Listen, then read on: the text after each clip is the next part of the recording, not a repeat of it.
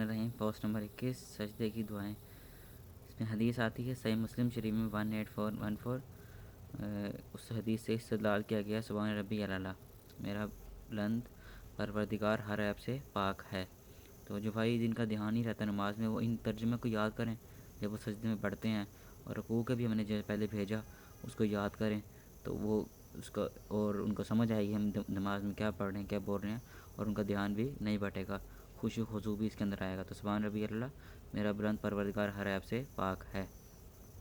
اس کے بعد ایک اور دعا ہے سنن ابو داؤد میں، سبحان ربی اللہ و بحمدہ، میرا بلند پروردگار پاک ہے، میں اس کی تعریف کرتا ہوں۔ یہ دونوں دعائیں ثابت ہیں حدیث سے، تو آپ سبحان ربی اللہ بھی پڑھ سکتے ہیں، سبحان ربی اللہ و بحمدہ بھی پڑھ سکتے ہیں۔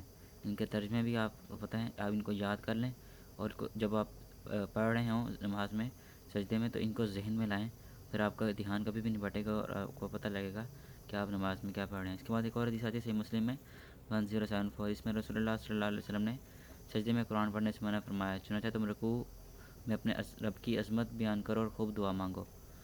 تو رسول اللہ صلی اللہ علیہ وسلم ویسے بھی پچھلی بھی حدیث آئی کہ پہلے بھی سجدوں میں دعا مانگو انسان اللہ کے قریب ہوتا ہے، تو اس میں قرآن پڑھنے سے منع فرمایا گیا، لیکن خوب دعا مانگنے کا حکم دیا گیا ہے۔